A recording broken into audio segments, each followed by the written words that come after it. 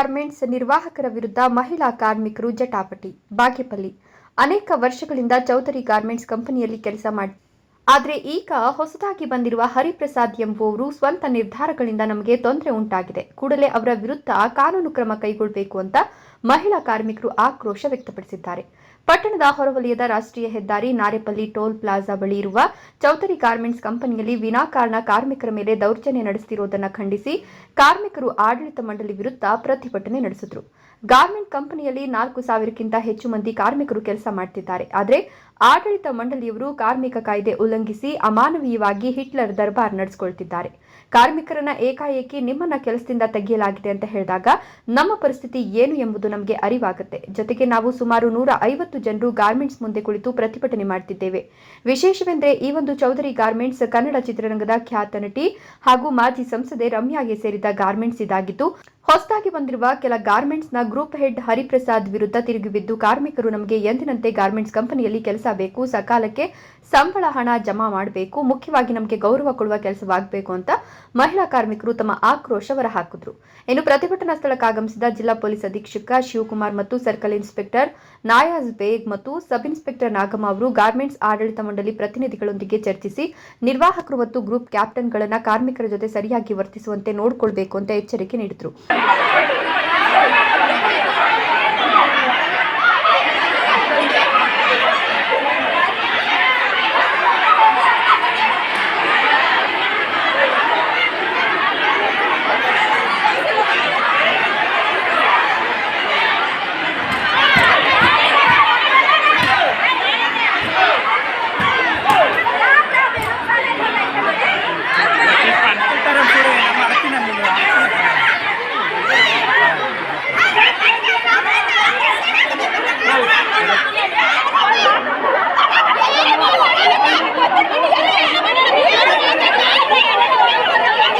ಅಂತ ನಾವು ಕೆಲಸಕ್ಕೆ ಬಂದಿರೋ 6 ತಿಂಗಳಿಂದ ಬರ್ತಿದ್ದೀವಿ ಅಣ್ಣ. ನಾವು ಇದ್ದಿದ್ದಂಗೆ ನಿನ್ನೆ ಸಾಯಂಕಾಲದಿಂದ ನಮಗೆ 5:30ಕ್ಕೆ ಕರೆಕ್ಟ್ ಅನೌನ್ಸ್ ಮಾಡಿದ್ದಾರೆ.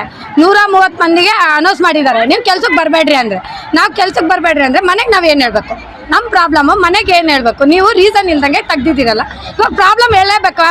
ನಾವು ಇಂಥದಕ್ಕೆ ತೆಗಿತಿದ್ದೀವಮ್ಮ ನಿಮಗೆ ಅಂತ ರೀಸನ್ ಹೇಳಬೇಕು. ರೀಸನ್ನೇ ಇಲ್ದಂಗೆ ತೆಗ್ದಿರ ನಮಗೆ. ಇವತ್ತು ಏನಂದರೆ ಅವ್ರು ಬಂದ್ರು, ನಾವು ಇವಾಗ ತೆಗ್ದಿರೋರು ಬಂದಿದ್ದಾರೆ, ಇದ್ದವರು ನಮಗೆ ಎಲ್ಲರೂ ಒಂದೇ ಥರ ಇದೀವಣ್ಣ.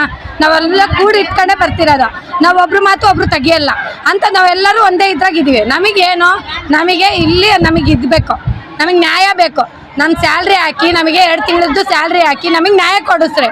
ಅವರು ಇದ್ದಿದ್ದಂಗೆ ಹೋಗ್ಬಿಡ್ರಿ ಅಂದರೆ ಮನೆಗೆ ನಾವು ಏನು ಹೇಳ್ಕೋಬೇಕು ಹೇಳ್ರಿ? ನೀವೇ ಮನೆಗೆ ಏನಂತ ಹೇಳ್ಬೇಕು? ನಾವು ಮನೆಗೆ ನೋಡಿದ್ರೆ ನೀವು ಯಾತಕ್ಕಿಲ್ಲ ಕೆಲಸ ಇಲ್ವಾ ಅಂದಿದ್ದಕ್ಕೆ ಯಾತಕ್ಕೆ ಅಂತ ಕೇಳ್ತಾ ಏನಂತ ಹೇಳ್ಬೇಕು? ನಾವು ನಮ್ಮದು ಕಷ್ಟಗಳು ಇರ್ತಾವೆ. ಒಂದು ದಿವಸ ರಜಾ ಹಾಕ್ರೂ ಕೇಳ್ತಾ ಇದ್ದಾರಣ್ಣ.